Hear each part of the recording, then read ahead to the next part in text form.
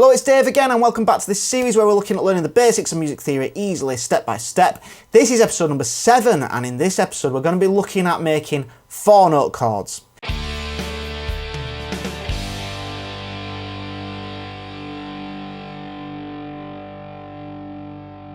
There is a book that accompanies this series. If you want information about that, then go to the link in the description box below. The system we're going to use now is carrying on and using the same system we use for triads. So a quick recap of the triads. We started off by picking a key.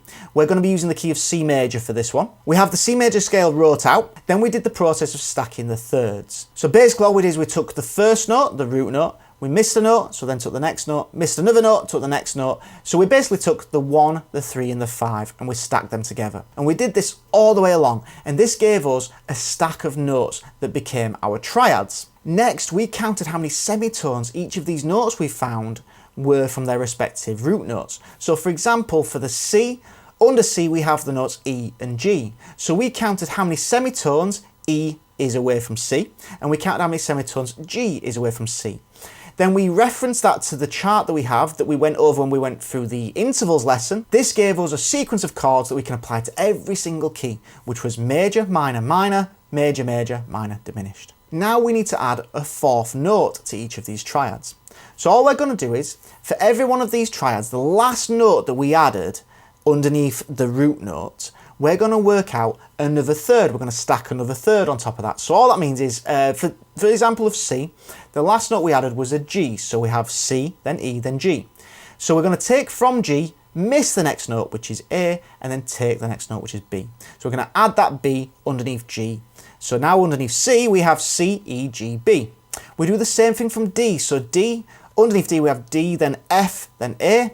So we go to A, we miss the next note, which is B, take the next note, which is C. Now we have added another third. We do this for every single one of these stacks of triads we have. So we had a stack of 3 notes, and now it's going to turn into a stack of 4 notes. And these are going to be the notes that are in our 4-note chords. The triads we had are still the same. So the major triad is still root, major, third, fifth. Minor is still root, minor, third, fifth. And diminished is still root, minor, third, flat, fifth. All we're doing now is we're adding another interval to that. The next step we need to do is to find out how many semitones each of these new notes are away from their respective root notes. And that is going to give us another interval. Before we go through that, I just want to go through how a chord is actually written down. Chords are written down from left to right. The first bit of information is what root note you're on, but that's also going to be tied in with what type of triad is based off of that root note. There's just 4 types of triads. The first triad is a major triad, and that is just the notes root, major, third, and fifth. And this is displayed as just the root note on its own as a capital letter. If you see that, it's going to display that it's a major triad. So if you have the letter C on its own, it means it's a C major chord. And it always works like that. Just the letter on its own as a capital letter means a major triad. And then we have our minor triad. A minor triad is the notes root, minor, third, fifth, and this will be displayed as the capital letter of the root note we start on, followed by a lowercase m, M for minor. I sometimes see this wrote down as a little dash, but for the sake of this tutorial, this lesson, we're just going to use the lowercase m to represent minor. So the example here is CM, which means C minor. And now we have the diminished triad. So the diminished triad is the root, flat third, flat fifth, and this is written down with the letter name, capital letter, to show it's the root note, and then with a small circle above and to the right of this to display that it's a diminished triad. So that will be, in this example, C, and then a little circle to show it's diminished. The last triad type is one we haven't actually used in this series. The reason being is everything that we're going through in this series, I want to be diatonic, meaning that the notes come from within a particular key or scale. And to use this triad, we would have to take notes from outside of the scale. This triad is the augmented triad. This triad uses the notes root, major third, sharp 5. This triad is written down as the letter name from the root followed by a plus symbol. So in this example, it would be C plus, meaning that we would be playing a C augmented chord. Now that we are going to be adding a 4th note to these triads, we need to learn 2 more symbols. The first of these 2 new symbols is for a major 7th interval. This is going to be wrote down as MAJ7. So this new symbol of MAJ7, meaning major 7th interval, we now can add that to any one of our triad types. So if we started off with just the letter C, so the letter C represents a C major triad. So C for the root note, there's no little m next to that, so it's not minor. There's no plus next to that, so it's not augmented. And there's no circle next to that, so it's not diminished. So this must mean that it's a C major triad with a major 7th interval added. You could add the major 7 to a minor triad. So we could have a C, M, major 7, which would mean that we now have a C minor triad with a major 7th interval added. So basically we can have the triad first and then add the major 7, which means that we're just adding a major 7th interval to it. The only other symbol we need to learn at the moment is for a minor 7th. A minor 7th interval is written down as just the number 7 on its own. So if you come across anything that has just the number 7, it means that we're adding a minor 7th.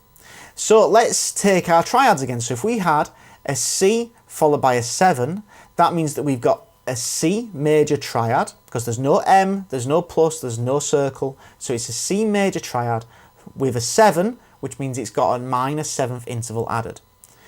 We could have a CM7, which is C, M for minor, C minor, that's our triad, and then we're adding the 7, which is a minor 7th interval. So now we've got a C minor triad with a minor 7th interval added.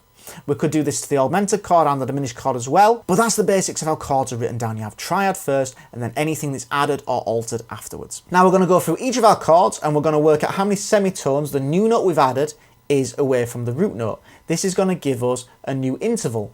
These intervals are either going to be a minor 7th interval or a major 7th interval. The first chord is a C major chord. This is our 1 chord. So we already know it's a C major triad because that's what we covered in the triad lesson. So the triad, the chord type is major, and then we're going to add this new note, the B to it. Now the B note is 11 semitones away from C.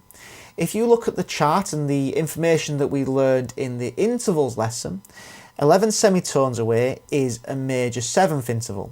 So we are adding a major 7th to the major triad we already had. So we can write this down as C, meaning major triad, C major triad, followed by A major 7, meaning we're adding a major 7th interval to this. And that now gives us a C major 7 chord. Sometimes chords can be wrote down in a different way.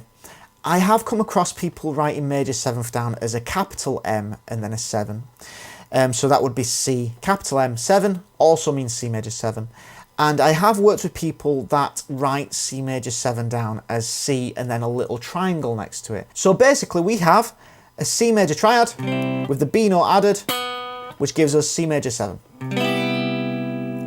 The 2 chord, we have D minor. So the triad we already know we have is D minor. But now we are adding the note C. So that's our new note that we're adding. So the note C is 10 semitones away from D. 10 semitones away from D is a minor 7th interval. So now we have the chord symbol as D with a lowercase m, meaning D minor. And then we need to add a minor 7th. To add a minor 7th, we just put the number 7 after that. And that means that we now have the chord wrote down as D, little m 7, meaning D minor 7. And all we've done is taken a D minor triad. We've added the C note to it, and that means that we now have D minor 7 chord. Next we have our E minor chord. This is our 3 chord within the key of C. So we have E minor. We are adding our 4th note to this chord. This is the note D. D is 10 semitones away from E, which means it's another minor 7th interval. So we have the minor triad, E with a little m, then we put the 7 after it to show that we've got a minor 7th interval, so that's a D note on top of an E minor chord, and we are left with E minor 7. The 4 chord, this is our F major triad, so F major chord, we add our 4th note to that chord, which is the note E. E is 11 semitones away from F. This means it's another major 7th interval. So we would write that down as F on its own. So that's the major triad symbol. So just F root note, just on its own, F major triad. We now add the major 7th interval, so that's major 7. Now we have an F major 7, which is just basically an F triad with an E note added, which makes F major 7. The 5 chord, the 5th chord in the key of C, is G major. So the triad we have to start with that we're building our new chord from is G major. Now the 4th note that we're adding to this is going to be the note F. The note F is 10 semitones away from the root note G. This is a minor 7th interval. This is one we haven't come across yet in this sequence of chords that we're doing. So that means that wrote down we have the letter G on its own. There's no M after it 'cause it's not minor. There's no diminished, there's no circle, there's no augmented, there's no plus. It's just the note G on its own as a capital letter.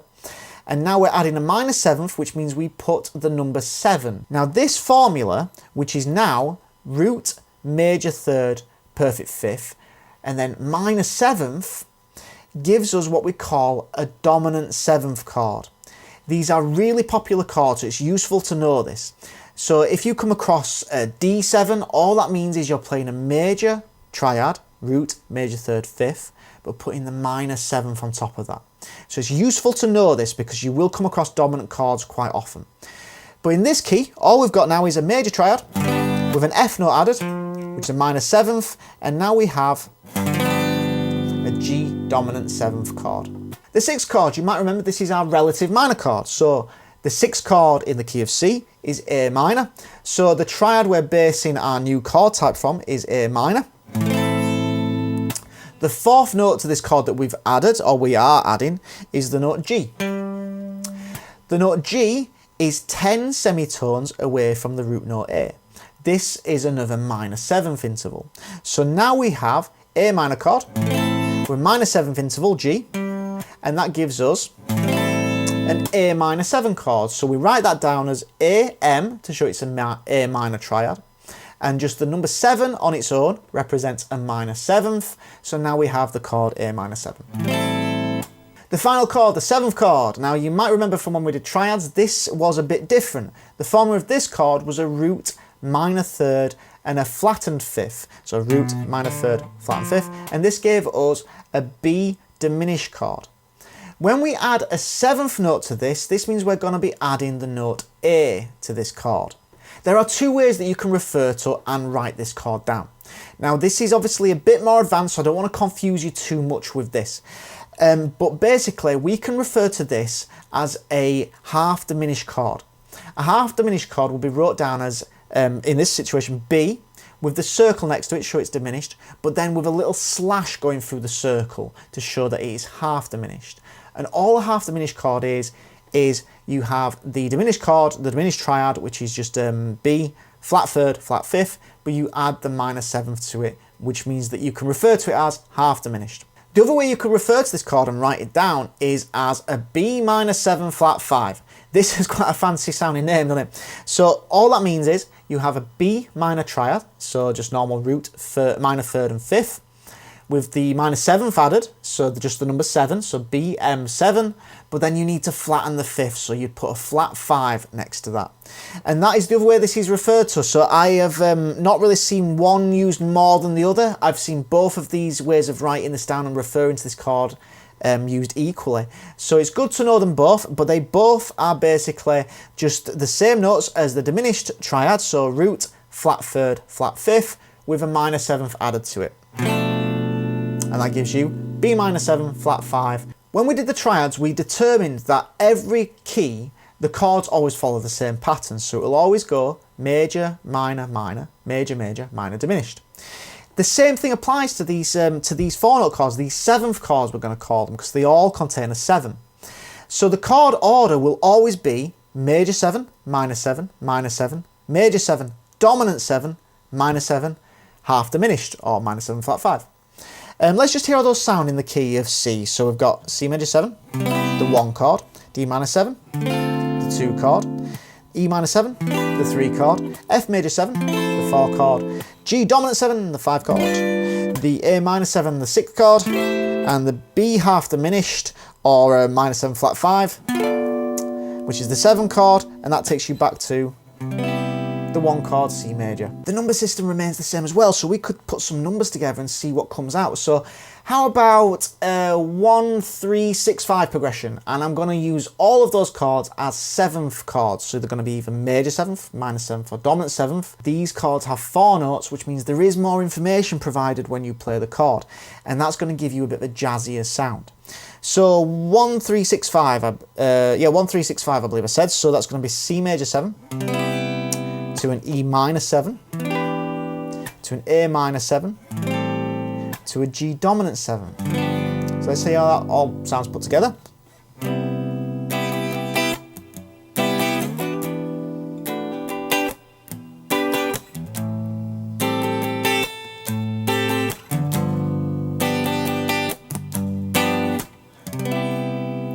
See, it's got a really nice sound, a lot more, I don't want to use the word sophisticated, but there is more to those chords. So you can now experiment with using some of these 7th chords within your playing as well. That's everything I want to cover in this lesson. If you did enjoy that lesson, please give it a thumbs up and subscribe to the channel if you haven't already done so. There is a book that accompanies this lesson series. Check out the link in the description box below. In the next lesson, I'm going to go over chord functions. So have some fun playing with your new chord types, and I will see you in the next lesson.